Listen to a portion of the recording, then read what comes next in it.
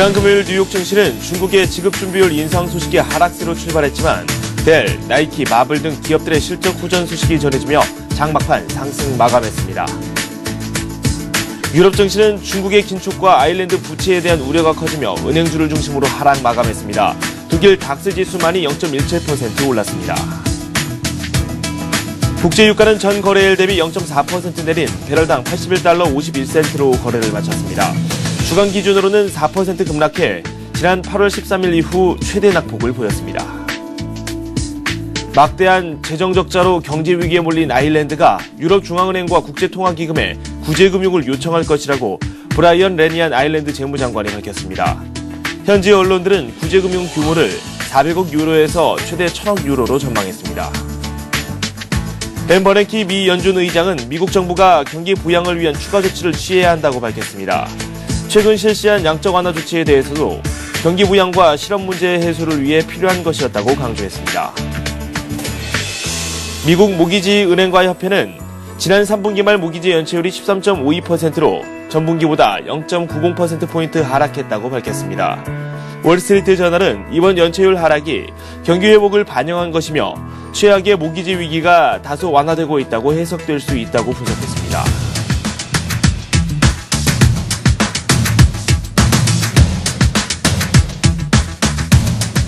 여러분 안녕하십니까. 굿모닝 샌증시의 김종성입니다. 지난 금요일 미국에서는 이 다우지수만이 상승을 했습니다. 미국 증시는 그나마 좋은 흐름을 보였지만 유럽 쪽은 상황이 약간 좋지는 않았습니다.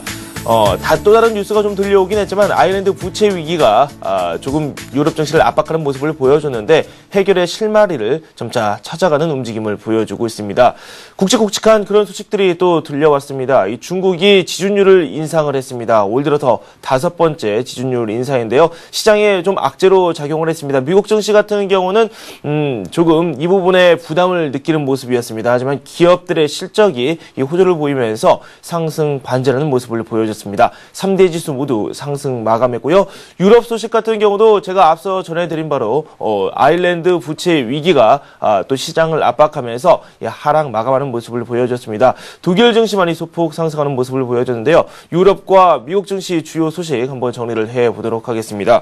구체적인 소식은 에임고 매니지먼트의 강효석 과장과 함께 알아보도록 하겠습니다. 안녕하세요. 안녕하십니까. 네, 먼저 미국 증시 상황부터 좀 정리를 해보도록 하겠습니다. 초반에 좀 하락세가 나왔는데 후반부에 반전에 성공을 했거든요. 네, 당초에 이제 중국이 금리 인상을 할 거라는 전망이 이제 아시아 시장부터 있어가지고 물론 이제 미국 시장이 열리기 전에 5시경에 이제 지준율 인상을 했고요. 그래서 결국에 이제 미국 시장이 하락세를 보이면서 출발을 했습니다. 그래서 장중에 0.5% 가량 하락하는 모습이 나타났고요. 또 이제 물론 이제 지준율 인상을 했기 때문에 금리 인상보다는 충격이 조금 덜한 결과가 있었지만 그것도 좀 작용을 했고 또 전일 실적 발표를 했던 델 같은 경우하고 이제 마블 테크놀로지 그다음에 금요일 날 실적 발표를 했던 세일즈포스나 나이키 같은 어떤 기업들의 실적 호전이 지수의 강세를 이끌었고요. 특히 이제 반도체 지수가 많이 올라서 시장은 막판에 이제 플러스로 전환하는 그런 상황이 나타났고 또 이제 장중에 버냉키 의장이 양적 완화에 대한 비판에 정면으로 대응하면서 양적 완화가 세계 경제 회복을 이끄는 최선책이라고 설명한 건 역시 이제 투자 심리 호전에 많은 도움을 줬습니다. 또 반도체 업종뿐만 아니고 이제 크리스마스하고 이제 추수감사절을 맞아가지고 여행이 증가할 것이다. 그래서 항공기 업종이나 소매 업종 역시 기대 심리가 나타나면서 강세가 나타났고 또 이제 아일랜드가 구제금융을 승인할 것으로 알려지면서 유로화가 강세를 보이면서 이제 유로화가 강세를 보이려고 했지만은 또 이제 포르투갈과 스페인까지 전염될 것이다 이런 소식이 나타나면서 유로화 강세가 제한적이었고 달러 약세가 그 반대로 이제 역시 제한적인 그런 흐름을 나타냈습니다. 네. 살펴볼 내용들이 상당히 많습니다. 중국의 지준율 인상 그리고 아일랜드의 구제금융 신청 소식까지 구체적으로 더 알아보도록 하겠습니다. 먼저 미국 증시 초반 압박이 됐었던 이 중국의 지준율 인상에 대해서 조금 더 이야기를 나눠보도록 하겠습니다. 0.5%포인트 정도 인상한다고 발표를 했는데 올 들어 벌써 5번째예요. 네, 벌써 5번째고요. 네. 또 11월 10일 날 지준율을 인상을 했는데 거의 10일 만에 지준율을 인상한 것입니다. 그래서 당초에는 11월 10일에 했기 때문에 이제 이번에는 금리 인상을 할 것이다라는 예측이 지배적이었는데 중국이 지준율 인상을 또다시 택한 것에 것을 두고서 이제 시장에서는 한 3가지 정도로 해석을 하고 있습니다. 일단 첫 번째는 시중 물가가 급등하는 와중에 일단 기준금리 인상이나 대출의 공격적인 규제 이런 것들을 통해서 성장을 억누를 생각은 중국 정부 별로 없다. 이것이 첫 번째고, 네. 두 번째는 이제 선진국의 저금리 기조 속에 홀로 금리 인상을 통해서 위안화 절상폭을 높이지는 않겠다라는 것이 두 번째고, 마지막으로는 이제 인플레이션의 심각성에 대해서 중국의 정책 이반자들끼리 이견이 있는 것인데요. 어떤 중국의 물가 상승이 식품 물가 상승으로 인한 것이지, 네. 식품 외의 물가 상승률은 1.6%밖에 되지 않는 상황이기 때문에 현재 물가 상승세가 어떤 식품의 악화로 인해서 일시적이라는 것을 주장하고 있는 그런 의견과 어떤 경기 부양에 대한 인플레이션 압력이 현실화다. 이런 주장이 대립되고 있는 그런 결과라고 보실 수 있겠습니다. 네. 금리 인상에 대해서는 그렇게 크게 우려할 만한 상황이 없다. 이 말씀 내용을 듣다 보면 그렇게 생각이 되는데, 그래도 상황이란 건 또 변하기 마련이에요. 이 금리 인상 카드가 언제 나올지 모르는 상황에서 어떻게 예상됩니까? 일단 올해 내 금리 인상을 한 번 더 한다는 것이 일단 시장의 컨센서스고요. 네네. 근데 이제 이 시장의 컨센서스가 이번에 지준율 인상을 통해서 누그러지는 모습이 나타날까 했지만, 이번 결과를 놓고도 이제 그래도 연내 한 번 더 할 것이다. 이런 의견이 있습니다만, 현재 시장에서는 지금 그렇지 않을 것이다. 금리 인상을 할 것이다. 라는 의견이 극명하게 엇갈리는 것이 현재 모습이라고 보실 수 있겠습니다. 네, 유독 이 중국과 관련된 이야기가 상당히 많이 나왔습니다. 이렇게 중국의 지준율 인상 그리고 추가 금리 인상에 대한 그런 논쟁이 활발히 펼쳐지고 있는 상황인데, 벤 버냉키 미국 연준 의장이 이 중국의 환율 정책에 대해서 좀 못마땅한 그런 시선을 또 보냈어요. 네, 버냉키 의장이 이제 얘기를 하면서 직접 중국과 대만, 싱가포르를 거론했는데요. 네. 외환 보유고를 5조씩이나 쌓은 것이 이제 지난 10년간 이제 더 많은 폭이 늘어서 이것이 무역 불균형을 이제 심하게 해서 향후에는 이제 그러니까 세계 경제가 좋지 않다 이런 식으로 발언을 했는데, 네. 이 발언이 이제 미국이 자기네가 이제 소비 중심의 그런 국가가 되지 않고 중국에게 이제 너네도 이제 같이 소비를 좀 하자, 네. 이런 식으로 미국의 정책 방향을 정해주는 것이라고 우리는 이제 알 수 있겠습니다. 네. 그리고 미국의 양적 완화 정책에 대해서 미국 외에서 그리고 또 미국 내부에서도 상당한 비판에 많이 놓여 있는 부분이 분명히 있는데, 이 벤 버냉키 의장이 양적 완화에 대해서 상당히 옹호하고 나섰고요. 그리고 제대로 시행을 할 것이다. 이렇게 또 강경한 입장을 또 밝혔어요. 네, 그 양적 완화에 대한 비판 의견이 이제 패드가 하는 일이 네네. 물가를 잡는 것이지 인플레이션을 부추겨서 어떤 자산 버블을 만드는 것은 아니다. 이런 비판이 되게 많았는데, 버냉키 의장이 이제 양적 완화를 옹호한 것이 17일 이후에 두 번째고요. 네네. 일단 양적 완화가 이제 양적 완화라는 말 자체를 쓰기를 일단 거부했는데, 양적 완화는 은행의 이제 지급 준비금을 변화시켜서 시장의 유동성에 영향을 주는 것이고, 네. 자, 이제 FRB가 하는 것은 채권 매입을 통해서 채권 수익률에 영향을 주어서 더욱더 광범위하게 영향을 주는 것이다. 그래서 이 어떤 단어를 써주지 않기를 바랬고, 또한 자기가 쓰는 이 채권 매입이 세계 경기 회복세의 최선책이다. 도움을 줄 것이라고 얘기했고, 비판론자들을 그래도 의식한 발언인지 그렇게 이게 쓰겠지만 물가를 안정시키는 범위에서만 시행하겠다고 그렇게 발언했습니다. 근데 이 버냉키 발언을 두고 시티은행의 외환 전략가 스티븐 잉글랜더가 왜 우리가 달러를 강하게 팔아야 되는지 알 수 있다. 이렇게 정면으로 비판했습니다. 네. 미국 소식을 정리를 해보자면, 일단 출발 자체는 좀 좋지 않았습니다. 지준율 인상 소식에 좀 부담을 느꼈고, 장중에는 한 0.5% 가까이 하락을 하기도 했었는데, 양봉을 그리면서 다시 반전을 하는 데에는 또 기업들의 실적이 결정적인 역할을 했거든요. 네, 전일 실적을 발표했죠. 이제 목요일날 장 마감 후에 발표했던 대리 실적 발표했는데, 매출액은 전망치 157억 불에 미치지 못한 154억 불을 기록했지만, 대리 입장에서는 이제 하드 드라이브의 이제 가격 하락과 반도체 가격 하락으로 인해서 순이익은 이제 8억 2천만 달러, 전년 동기 비해서 144%가 증가한 것이고요. 3분기에 PC 출하량이 이제 11% 증가해서 IT 경기가 아직도 괜찮다. 그래서 투자자들이 안도를 했고, 또한 이제 세일즈포스닷컴, 이거는 이제 클라우딩 컴퓨팅, CRM 이쪽을 하는 것인데, 역시 매출액이 최대 4억 4,900만 달러까지 나올 것이다. 이렇게 전망하면서 18%가 올랐고, 나이키의 배당금 증가 소식 역시 강세 원인으로 작용을 했습니다. 네. 유럽 소식도 한번 저희가 정리를 해보도록 하겠습니다. 이 아일랜드가 구제금융 신청을 거의 기정사실화했습니다. 하지만 장이 먼저 마감이 됐고 유럽 증시 전반적으로는 아일랜드 우려에 대해서 큰 압박을 느끼는 그런 하루가 아니었나 싶어요. 네, 유럽 증시가 독일을 제외하고 하락을 했는데요. 네네. 아일랜드의 그 구제금융 소식도 불확실성이 있었고 네. 또 중국 지준율 인상 때문에 미국 증시가 하락하던 시기에 마감을 했기 때문에 일단 이제 하락으로 이제 마쳤습니다. 그래서 BHP 빌리튼이나 리오틴토 같은 자원주들이 중국이 이제 긴축 정책을 써서 수요 감소 우려에 약세를 보였고요. 각각 1.3%, 2%씩 하락하는 그런 약세를 나타냈고 또 이제 아일랜드는 이제 구제금융에 대해서 어느 정도 정리가 되는 상황이었기 때문에 아일랜드 주가가 0.8% 올랐고 아일랜드 은행들이 구제금융 전망으로 인해서 10% 이상 상승하는 강세가 나타났습니다. 네. 그리고 앞에서 말씀드렸듯이 아일랜드의 구제금융, 구체적인 시기에 대해서는 완벽하게 나오지는 않았지만 대충 그 규모에 대해서는 윤곽이 좀 드러나고 있거든요. 네, 주말에 유로존 재무장관이 승인했다는 뉴스가 나왔고요. 네. 또 벨기에의 디디에 재무장관이 1,000억 유로 미만으로 아일랜드가 이제 구제금융을 이제 받을 것이다. 네. 이것을 이제 언론 예측과 거의 일치하는 부분이고 오늘 밤에 이제 회의를 통해서 이제 곧 아마 시행 시기와 어떤 금액이 결정될 것으로 보고 있습니다. 네. 아일랜드 정부가 구제금융을 받기도 했다 이런 결정이 나왔다고는 하지만 그래도 유럽에서 이 재정 리스크가 완전히 해소되지는 않았습니다. 아일랜드 문제가 완전히 해결되지 않은 그런 모습을 보이고 있는 부분도 분명히 있지만 다음 국가는 또 어디인지 그 부분에 또 초점이 몰리고 있다고요. 네, 당초에 이제 아일랜드가 먼저 위기가 났었고 그다음에 네. 남유럽 국가들의 위기가 돌았던 올해 초의 상황과 비슷하게 네.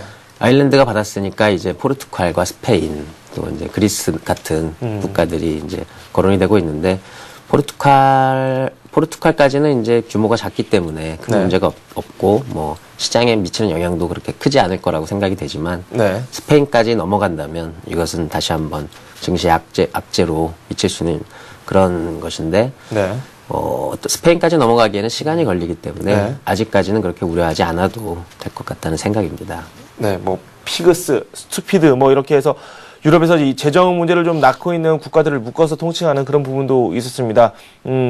그리스가 올 초에 상당한 영향력에 들어왔었고요. 그리고 이번에는 아일랜드 차례인데 이 다음에는 또 어떤 국가가 좀 재정적인 어려움을 겪을지 시장의 전문가들의 분석도 활발히 나오고 현재는 있습니다. 상품 시장에 대한 이야기도 한번 나눠보도록 하겠습니다. 국제유가, 금가, 일단 중국의 지준율 인상에 부담을 느끼는 모습이었거든요. 네, 지준율 인상에 이제 부담을 가장 많이 얻은 쪽은 이제 식품 쪽입니다. 그러니까 아까 중국의 식품 소비가 많은데 대두를 비롯해서 식품이 폭락을 했습니다. 그래서 곡물 지수가 3% 이상 하락하는 그런 하락세가 나타났고요. 네. 유가는 이제 지준율 인상이 그렇게 금리 인상처럼 과격한 정책이 아니었기 때문에 소폭 하락하면서 이제 81.98달러로 마감을 했고, 금은 이제 달러가 약세를 보였지만은 인플레이션 우려가 계속해서 버냉키 의장의 발언 때문에 네. 엇갈리면서 강보합으로 마쳤고요. 또 다른 상품 시장은 그렇게 큰 의미가 없었던 게 비철금속 가격 중에서는 은하고 동 가격은 오르고 알루미늄하고 주석 가격은 하락하면서 서로 엇갈리는 그런 모습이 나타났습니다. 네. 이번 주 주요 일정도 한번 체크를 해보도록 하겠습니다. 이번 주에 미국 증시에서 휴장일이 하루 껴있네요. 네, 이번 주에는 이제 추수감사절, 미국의 명절이죠. 그래서 네. 25일 날 추수감사절이 있어가지고 25일 날은 쉬고 네. 26일 날은 이제 반절만 열리는 그런 게 돼서 이번 주 경제지표는 오늘 경제지표 발표가 없고요. 23일하고 24일에 죄다 몰려 있습니다. 네. 그래서 23일 날은 이제 3분기 GDP의 이제 수정치가 나오고요. 이것은 이제 소폭 증가, 저번에 예측했던 것이 2% 상승인데, 이번에 2.5%가 예상되는 상황으로, 일단 시장에는 긍정적인데, 네. 이렇게 나오지 않을 경우에는 또 이제 매물이 나올 가능성이 있고, 또 23일 날 연속으로 이제 10월에 기존 주택 판매 소폭 감소했을 것으로 나타나고, 11월에 열렸던 그 6천억 달러를 결정지었던 FOMC 의사록이 있는데, 네. 여기에도 이제 투자자들의 시선이 몰릴 것으로, 어떻게 해서 양적 완화를 결정했는지에 대해서 투자자의 시선이 몰릴 것으로 생각이 되고요. 네. 24일 날은 이제 10월 개인소득 및 소비, 이것은 이제 증가하는 것으로 나와서 이제 시장에는 긍정적인 영향, 내구재 주문은 감소해서 부정적인 영향을 미칠 것이고, 또 이제 투자자들이 주목하고 있는 11월 미시간 소비자의 심리 지수는 증가하는 것으로 나오고 네. 신규 주택 판매는 소폭 증가하는 것으로 나옵니다. 네. 그래서 경제 지표에 대해서는 여기까지 말씀드리면 될 것 같습니다.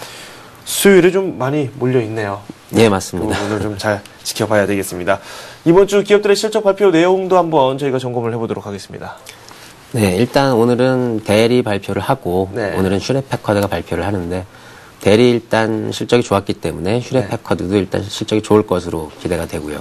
델하고 일단 알타이슨 푸드 두 가지 기업이 발표를 하고 그다음에 23일 날은 화요일 날은 이제 호멀 푸드하고 게스 그다음에 24일 날은 티파니 그리고 디어 같은 이제 기업들이 발표를 하는데 실적 시즌 거의 이제 마감 단계이기 때문에 네네. 실적은 슈레패커드 말고는 그렇게 꼭 챙겨서 봐야 할 만한 실적은 없는 것 같습니다. 네, 알겠습니다. 지금까지 에임고 매니지먼트의 강효섭 과장과 함께했습니다. 고맙습니다. 감사합니다.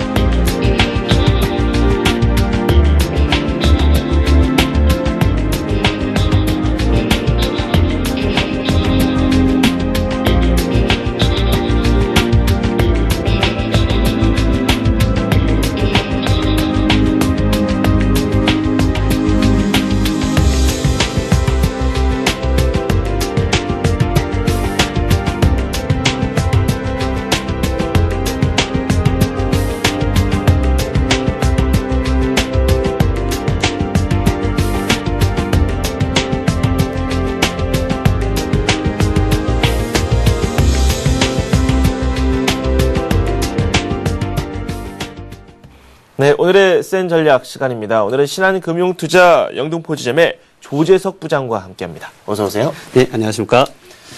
네, 지난주 증시부터 한번 분석을 해보도록 하겠습니다. 1900선을 초반에 깼고요. 네. 다시 회복을 했고 상승폭을 더 넓히는 그런 아주 시소와 같은 그런 모습을 지난주에 많이 보여줬거든요. 예, 예.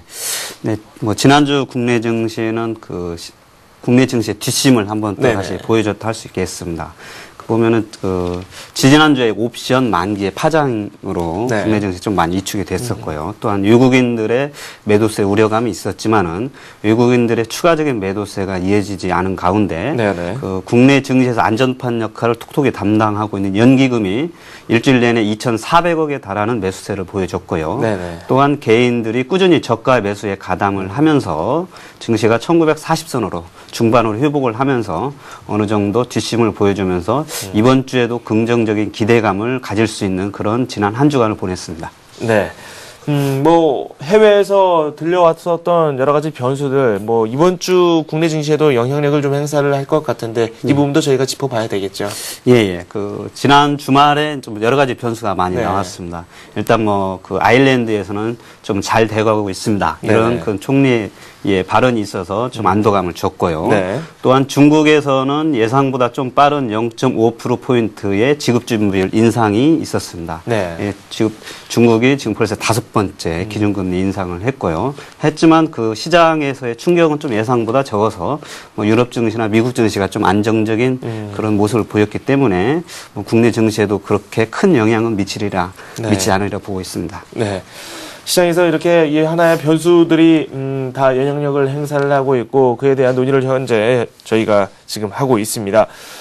우리 증시 한번 내용을 살펴보니까 지난주 외국인들의 매도가 어느 정도 나왔습니다. 물론 월요일 같은 경우는 매수를 좀 했지만 후반부 들어서 이 매도 쪽으로 좀 힘이 좀 많이 실리는 그런 모습이기도 했거든요. 한쪽 방향으로 좀 치우치지 않고 계속 왔다 갔다 이런 모습을 외국인들이 많이 보여주고 있는데 예. 어떻게 봐야 될까요? 예, 외국인들이 사실 국내 증시에 꾸준히 매수를 하면서 시장에서 이제 안도감을 줬었는데 지난주에는 초반에는 좀 그 매도가 나오면서 시장에 네. 우려감을 줬습니다.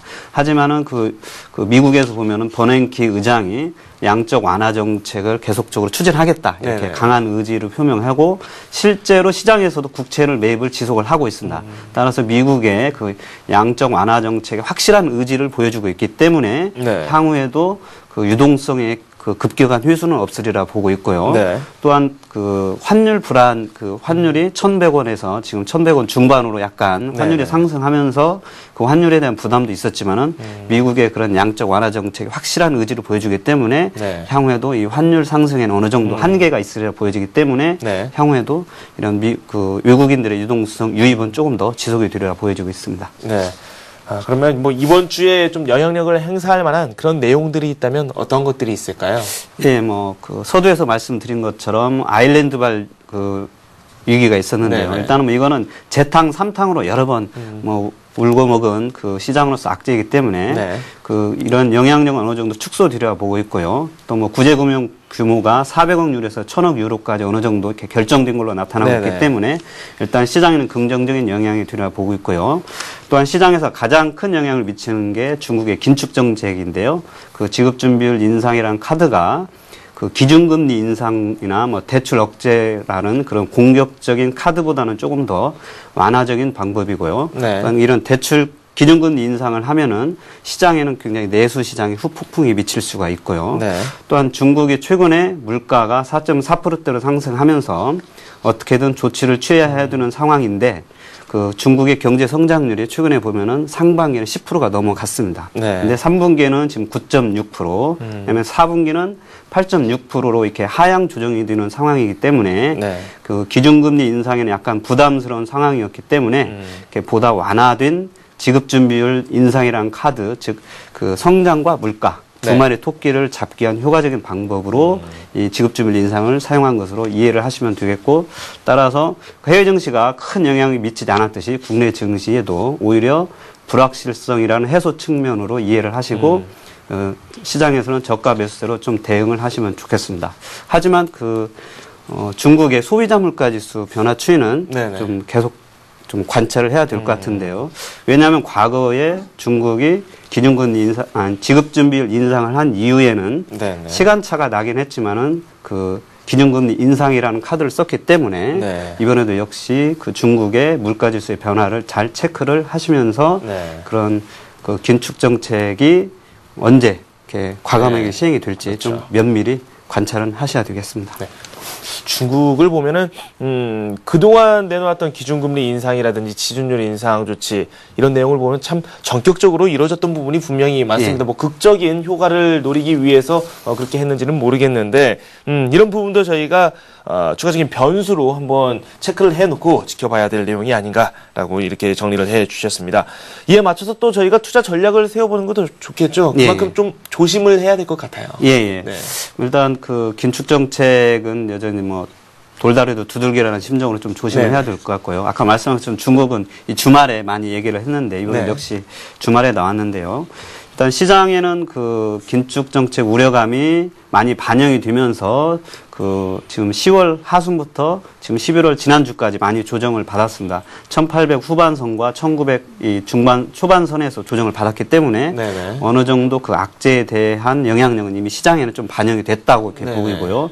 따라서 이번 주에는 그 1910선과 1970선 이 정도 사이에서의 박스권이 예상이 되기 때문에 오히려 지수가 조정 시에는 저가 매수 관점으로 좀 대응을 하시면 될 것 같고요. 네. 그 관심을 가질 만한 업종으로는 지난주에도 뭐 여전히 그 외국인들과 기관들은 이 자동차, 화학 업종에 대해서 매수세를 지속을 했습니다. 따라서 이러한 관심을 가지고 있는 업종에 대해서 여전히 우선순위로 좀 두시면 좋을 것 같고요. 네. 또한 그 최근에 그 순환 매수이긴 하지만은 건설주 같은 게 상당히 강한 모습을 보이고 있습니다. 네네. 그 건설주 중에서도 보면은 그 대림산업이라든지 GS건설, 이 삼성물산 같은 대표주의 네. 그 기관과 외국인들의 매수세가 꾸준히 유입이 되고 있고요. 네. 또한 그 과거에 중국 효과로 치부되던 그 조선업종에 대해서도 꾸준히 매수세가 유입이 되고 있습니다. 네. 현대중공업이 40만 원 안팎까지 이렇게 상승을 했고요. 네. 또한 삼성중공업과 대우조선도 예상보다 많은 수주를 하고 있습니다. 따라서 신조선가가 상승을 하면은 이런 조선업종에도 좀 긍정적인 영향을 미치려 보이기 때문에 네. 조선업종의 대표 주자도 좀 관심을 이렇게 가지시면 좋겠습니다. 조선업종 쪽에 큰 관심을 보여주셨어요. 업종별로 저희가 하나하나 좀 더 살펴보도록 하겠습니다. IT 업종 이야기를 안 할래 안 할 수가 예. 없습니다. 지난주 초반에는 좀 부진했는데 예. 후반부 들어서 다시 또 제자리를 찾는 모습이었어요. 대표적으로 삼성전자 예를 들 수 있을 텐데 예. 80만 원 선 안팎에서 계속해서 변동성을 키워나가는 모습을 보여줬었고 그래도 후반부에 좀 안정적인 흐름을 보여줬었는데 IT 업종은 어떻게 바라보는 게 좋을까요? 예, 뭐 IT 업종은 이미 바닥권 구축은 한 거에는 어느 정도 네. 시장은 공감대 형성이 되는 것 같습니다. 근데 주가가 좀 올라갔을 때 외국인이나 기관들의 추가적인 매수세가 지속이 돼야 되는데 이게 그 매수와 매도를 좀 번갈아 하고 있습니다. 네네. 그렇긴 하지만은 이미 그 대표주자인 삼성전자가 지난 7월 말 이후로 지금 80만 원을 넘어섰고요. 네. 또한 LG 디스플레이, 삼성전기, 하이니스가 어느 정도 주가 바닥권은 구축을 하고 있고요. 또한 그 이번 주가 이제 미국의 그 추수감사죠. 다음 날이 블랙 프라이데이로서 연말의 소비 시즌에 본격적으로 도래를 하고 있습니다. 과거 통상적으로 보면은 이 연말의 소비 시즌이 본격 도래가 하면은 네. 이 IT 업황의 그 바닥 네. 빨리 다가오면서 네. 이 주가가 상승했던 경험이 있기 때문에 이번에 지금 미국 경제가 좀 어렵기는 하지만은 지금 경제 그 예상치에 의하면은 그 10월에 소매 판매도 좀 네. 증가를 했고요. 네. 그 다음에 연말에 소비도 좀 증가를 해서 금융위기 이전 수준을 회복하리라고 이렇게 전망이 되고 있기 때문에 일단 한번 기대감을 가지고 네. 그 IT 주가들의 추가적인 상승도 한번 기대를 해보고 저가 매수세에 좀 동참을 하실 필요가 있다고 보여지고 있습니다. 네, 뭐 IT 내에서도 또 세부적으로 나누자면 참 많지 않습니까? 뭐 예. 대표적으로는 뭐 반도체와 LCD 뭐 이런 분야로 또 나눠볼 수도 있을 예. 테고요. 뭐 LED 작게는 또 그렇게 또 구분할 수 있을 텐데 예. IT 업종 내에서도 최선호 업종 이 작은 파트가 있다면 어느 부분으로 저희가 압축을 할 수 일단 있을까요? IT 업종에서 최선호 업종으로는 최근에 삼성 SDI가 네. 그다음에 LG화학이 보면은 OLED와 관계된 2차 전지 플러스 OLED와 2차 전지입니다. 따라서 OLED와 2차 전지에 관계된 업종은 1차 우선순위로 두시고 네네. 그다음에는 그 LCD가 이미 그 패널 가격이 바닥에 근접을 했기 때문에 LCD 관련 업종, 다음으로는 반도체 관련 업종으로 좀 네. 관심을 우선순위를 두시고 이 장세 대응을 하시면 좋겠습니다. 네, 뭐 대형주보다는 뭐 중소형 쪽이다, 뭐 아니면 뭐 그래도 대형주다 이렇게 구분을 좀 하자면은 어느 쪽에 손을 들어주시겠어요? 뭐 크게 뭐 이렇게 구분을 두기보다는 네네. 지금 시장에서는 이제 일단 외국인들은 뭐 꾸준히 네. 지금 대표 대형주로 하고 있고요. 특히 이제 그 다음에 기관들과 개인들은 약간 중형주 위주로 이렇게 네네. 대응을 하고 있기 때문에 뭐 크게 구분을 두지 않고 이제 투자자 성향에 따라서 네네. 대형주 선호하시는 분은 여전히 대형주를 하시고 그 다음에 네. 중형주를 선호하시는 분들은 네. 그냥 약간 중소형주로 대응을 하시면 좋겠습니다. 네. IT 업종에 대해서는 업황이 바닥이 확인되고 있다라는 말씀을 해주셨는데, 전체 업종을 놓고 보자면은 IT 업종 외에도 또 금융업종에 대한 이야기도 또 같이 해야 될 것 같아요. 금융업종 쪽으로는 지난주에 M&A 관련 이슈가 상당히 많이 들려왔었고, 예. 이번 주에 어느 정도 윤곽이 드러나게 된다면, 뭐 한 단계 올라가거나 아니면 차익 실성 매물이 또 나오게 되거나, 뭐 양쪽으로 좀 갈릴 수도 있을 것 같아요. 예, 뭐, 유한은행 인수설, 그 다음에 네. 우리금융도 조기에 매각을 확정 짓겠다, 뭐 이런 얘기가 나오고 있기 때문에 M&A성으로 이 금융주들에 대해서 좀 관심이 지속이 되려 보여지고 있기는 하지만 네. 여전히 그 다른 종목까지의 그 확산은 아직은 조금 빠른 것 같습니다. 그래서 네네. 그런 그 유럽의 위기감 이런 것들이 그 금융주들의 발목을 아직까지는 붙잡고 있기 때문에 네네. 다른 종목으로의 그 추세적인 확산은 아직은 조금 빠른 것 같고요. 네. 그래서 금융주들도 뭐 계속 말씀드린 아직은 트레이딩 범위지 추세적인 상승으로는 아직은 조금 빠른 걸로 보여지고 있습니다. 네, 금융주에 대해서는 조금은 조심을 하자라는 평가를 내려주셨습니다.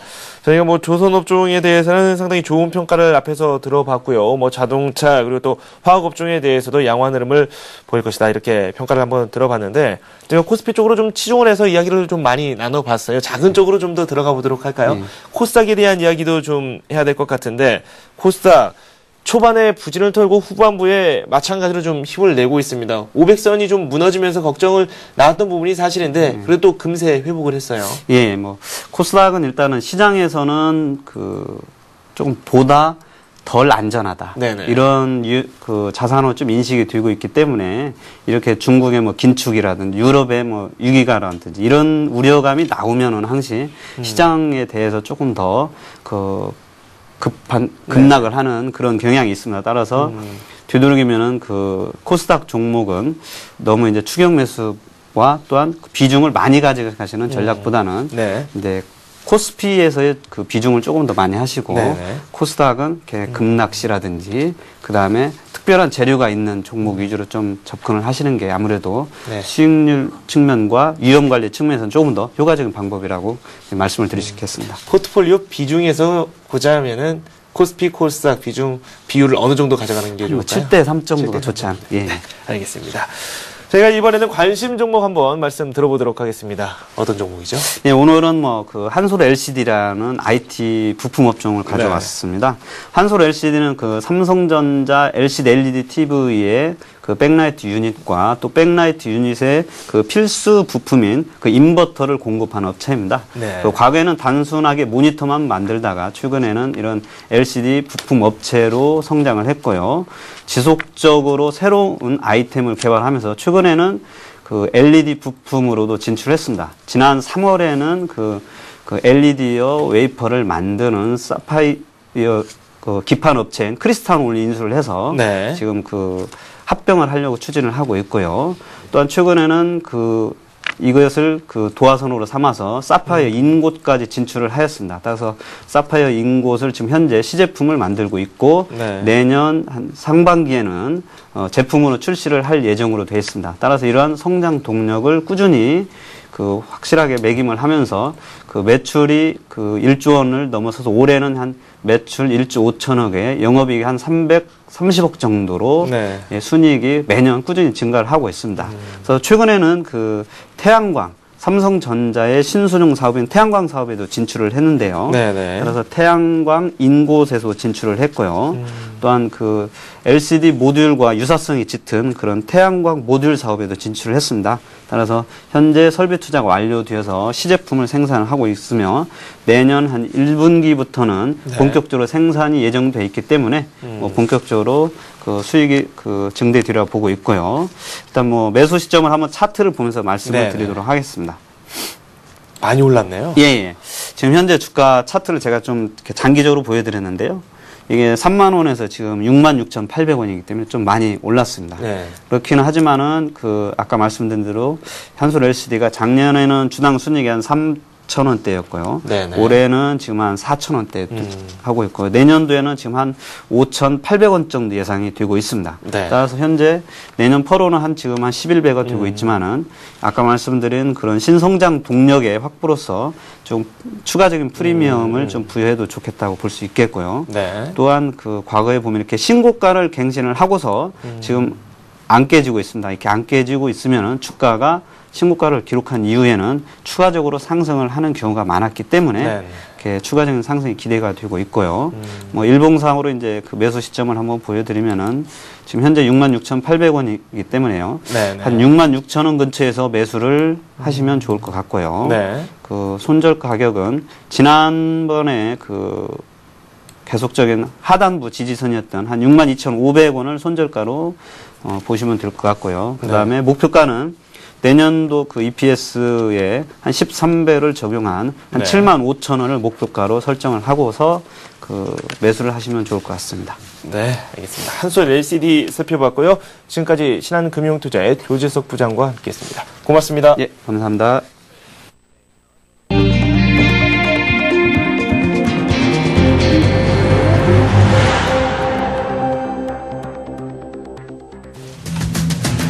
정책 연구기관인 한국개발위원회이 내년 경제성장률 전망을 4.2%로 조정했습니다.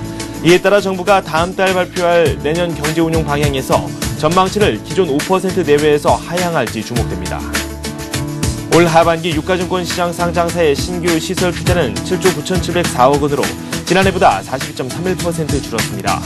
미국이 추가 양적 완화에 나설 정도로 세계 경기 회복이 예상보다 더딘 데다 유럽 재정 위기가 다시 불거지는 등 불확실성이 높아지고 있기 때문으로 풀이됩니다. 인수합병 작업이 본격화되고 있는 국내 은행권에 대해 중국 등 외국 자본이 관심을 보이고 있습니다.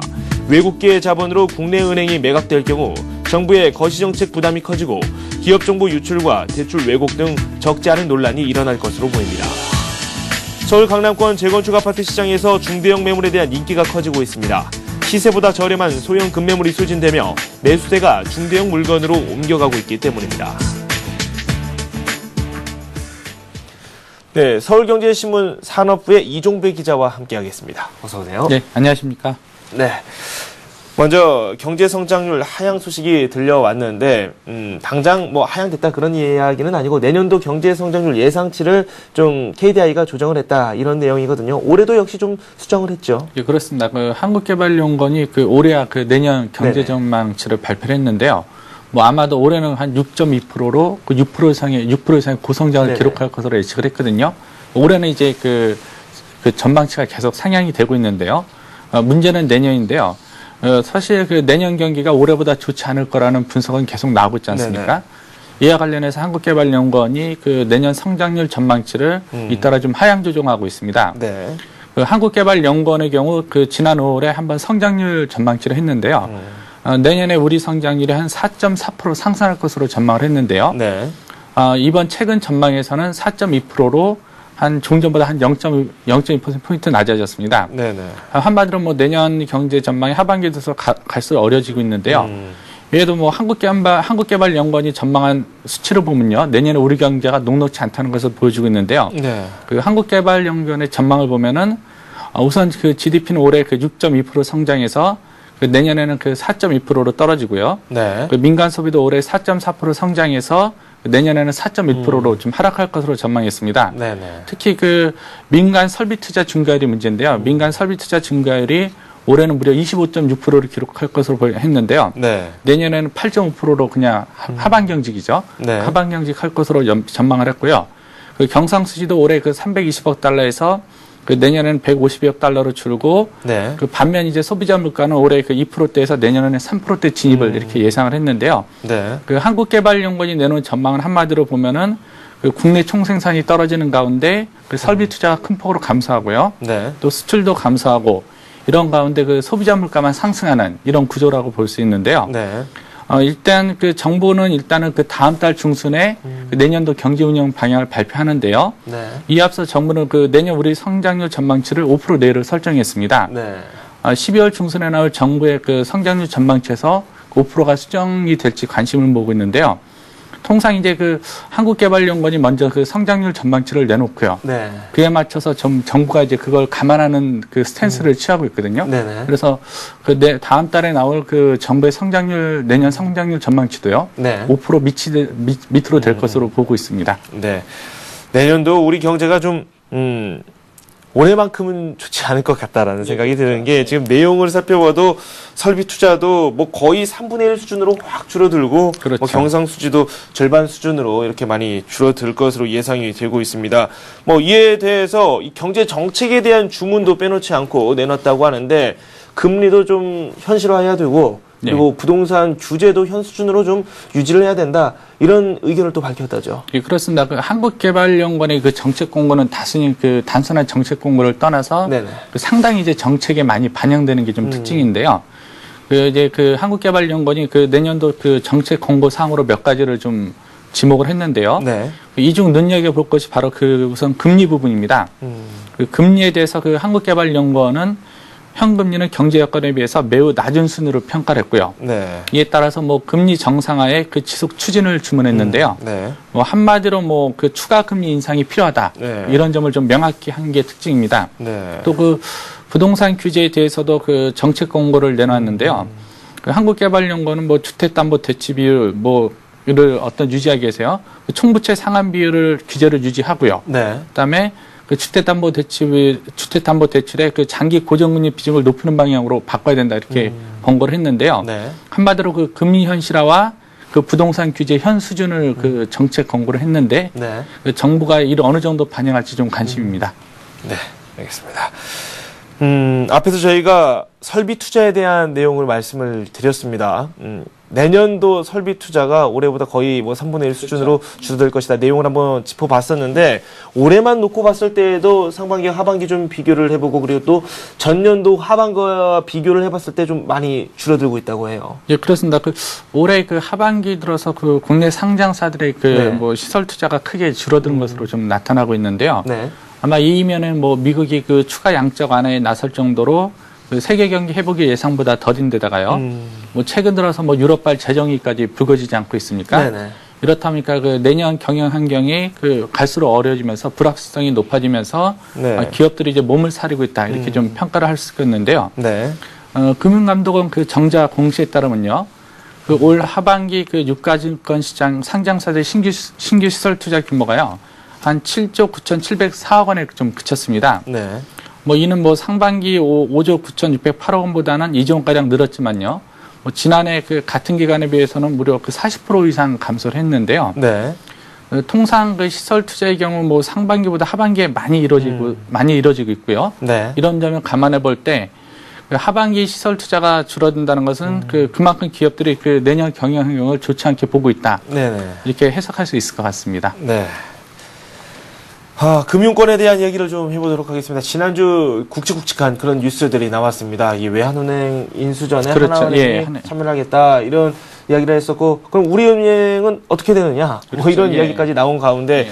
또 중국의 공상은행 같은 경우에는 광주은행에 또 관심을 보였고요. 그렇죠. 그밖에 우리나라에 있는 이 대형 은행들에 대해서 외국계 자본들이 좀 관심을 보이고 있다 이런 뉴스가 점차 전해지고 있습니다. 예. 그런데 이렇게 좀 관심이 좀 커지고 많은 은행들이 입찰을 해서 그 가치를 인정받는 것도 중요하겠지만은 정부 입장에서는 외국계 자본이 들어올 경우에는 약간 부정적인 그런 입장으로 바라보는 시선이 남아 있다고 해요. 예, 그렇습니다. 네. 사실 이제 금융은 그 한국가의 핵심 자원이고요. 네네. 그래서 금융자본, 금융주권 이렇게 표현을 하는데요. 뭐 이 자원을 외국에게 넘겨주는 게 맞느냐의 문제가 뭐 최근 다시 좀 불거지고 있는데요. 이유는 아마도 뭐 그 론스타의 사례를 보듯 그 외국 자본의 그 국내 인수가 우리에게 너무 많은 상처를 안겨다 주고 있던 그 경험에서 비롯되고 있는데요. 사실 그 론스타의 경우 당장 그 하나은행에 외환은행에 팔 경우에요. 네. 그 투자 수익을 전액 회수하고도 뭐 수조 원의 그 시세 차익을 거두지 않습니까? 네. 그러면서 정작 우리는 이제 그에 따른 이제 그 세금을 못 매기는 그런 상황이 펼쳐지고 있는데요. 여기서 눈길을 끄는 것은 그 우리금융주주의 그 입찰 참여 의향서 접수가 네. 26일로 좀 다가왔습니다. 얼마 남지 않았는데요. 여기에 뭐 공상은행도 그렇고 뭐 뱅크 오브 차이나도 뭐 중국계 이상계 은행하고요. 네네. 또 유럽계 금융회사 두세 곳이 관심을 보이고 있는데요. 반대로 이제 국내는 거의 관심을 못 보고 있습니다. 하나은행이 외환은행 인수전에 뛰어들면서 네. 하나은행이 우리금융을 포기했고요. 또 국민은행도 어렵다 보니까 네. 사실상 그 우리은행 민영화는 외국계 은행이 잔치가 될 가능성이 좀 커지고 있는데요. 네. 이렇다 보니까 그 전문가들이 이제 그 금융주권 확보하고 그 론스타의 외환은행 사례에서 보든요. 우리 금융을 그 외국계 자본에 넘겨주어서는 안 된다는 입장을 좀 강력히 피력하고 있고요. 네. 반대로 뭐 그 우리 금융 민영화 과정에서 그 외국계 자본에 넘어져도 된다 이런 일부 긍정 의견도 있는데요. 네. 그 우리 금융 그 민영화 과정에서 그 외국계 자본에 금융주권을 넘겨주는 문제를 놓고도 네. 다시 한번 큰 이슈가 될 것 같습니다. 네. 부동산 쪽도 한번 이야기를 해보도록 하죠. 강남에서 재건축 매수세가 중소형에서 이제 점차 중대형 쪽으로 커지고 있다고 하더라고요. 그렇죠. 예. 네. 사실 그 부동산 시장이 예전보다 좀 다른 분위기를 띠고 있는데요. 네네. 그 서울 강남권 재건축 아파트 시장에서 그 중대형 매물에 대한 인기가 높아지고 있다는 소식인데요. 네네. 아마도 그 시세보다도 저렴한 그 소형 급매물이 소진되면서요.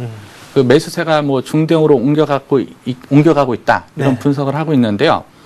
이에 따라서 그 일부 매도자들이 호가를 높이거나 매물을 회수하면서요. 그 시장 분위기가 매도자 우위, 전에는 매수자 우위였는데요. 그 시장 분위기가 그 매도자 위로 돌아서고 있다. 이런 이야기도 나오고 있습니다. 실제로 이제 그 강남구 개포주공 1단지 경우 뭐 지난달까지만 해도 그 50평방미터 이하 소형 매물 위주로 거래가 됐는데요. 네네. 현재는 뭐 50평방미터의 초과 매물도 그 거래가 성사되면서 가격 상승을 좀 이끌고 있고요. 네. 또 이제 대표적인 이제 중층 재건축 아파트 단지 그 강남구 대치도 음마 아파트가 있는데요. 음마 아파트하고 그 송파구 잠실 주공 5단지가 있습니다. 네. 이 5단지도 이제 가격이 상승세를 좀 나타내고 있는데요. 실제로 지난달에 한 10억 2천만 원에서 10억 9천만 원에 거래되던 그 음마 아파트 전용 그 107평 평방미터형이요. 네. 이달 들어서는 한 11억 그 1천만 원 선으로 매매가가 뛰었습니다. 네. 또 그리고 그 잠실주공 5단지 그 119평방미터형도 그 전에는 한 13억 원이면 살 수 있었는데요. 이제는 뭐 13억 5천만 원까지 좀 오른 것으로 나타나고 있는데요. 네. 현재 그 강남 현지 중개업소들에 의하면은 그 재건축 아파트에 관심을 두던 실수요자들이요. 금매물을 잡기 위해서 그 적극적으로 매수에 나서고 있고요. 네. 이런 가운데 소형 매물이 그 소진되면서 그 중동으로 옮겨가고 있다. 네. 이런 이야기를 하고 있습니다. 네. 끝으로 이번 주 주요 일정 한번 살펴보도록 하겠습니다. 아, 내용이 상당히 많네요. 그렇죠. 이번 주 같은 경우는 사실 그 한국은행의 그 3, 4분기 가계신용 동향이 좀 관심을 끌 것 같고요. 네. 또 뭐 11월 그 소비자 동향 지수도 공개되고요. 또 10월 국제수지 동향도 그 공개됩니다. 그래서 네. 여러 가지 뭐 그렇게 큰 지표는 없지만 그 네. 자잘한 지표인데도 그 관심을 가져볼 지표들이 좀 많은데요. 네. 또 이 가운데 그 외환은행 M&A하고 우리은행 민영화도 이번 주 핫 이슈가 될 것 같습니다. 네. 일단은 그 일정별로 보면요. 우선 22일에는 그 한국은행에서 그 3, 4분기 중 그 지급결제 동향을 발표를 하고요. 또 23일에는 그 한국은행에서 그 9월 말 국제투자 대조표를 내놓습니다. 네. 또 그 금융감독원에서 그 10월 국내은행의 그 외화 유동성을 살펴볼 수 있는 자료도 발표를 하고요. 네.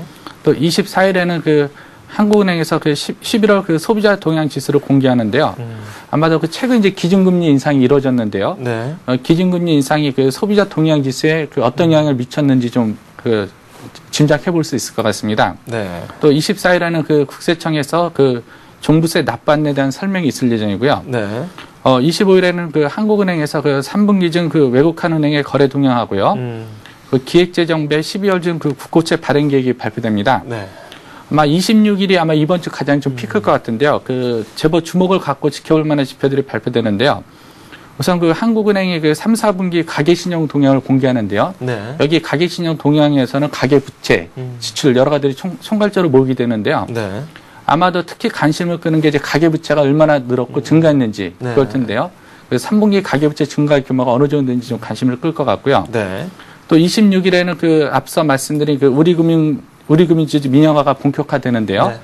그 26일 그 입찰 참여 의향서 접수를 시작으로 그 우리금융지주 민영화가 좀 본격화됩니다. 네. 또 이런 가운데 그 하나은행이 현재 그 외환은행 인수를 추진하고 있는데요. 네. 그 하나은행의 외환은행 인수도 그 이번 주 중에는 어느 정도 그 성과가 나올 것으로 보이고 있습니다. 네, 알겠습니다. 지금까지 서울경제신문 산업부의 이종배 기자와 함께했습니다. 고맙습니다. 예, 감사합니다.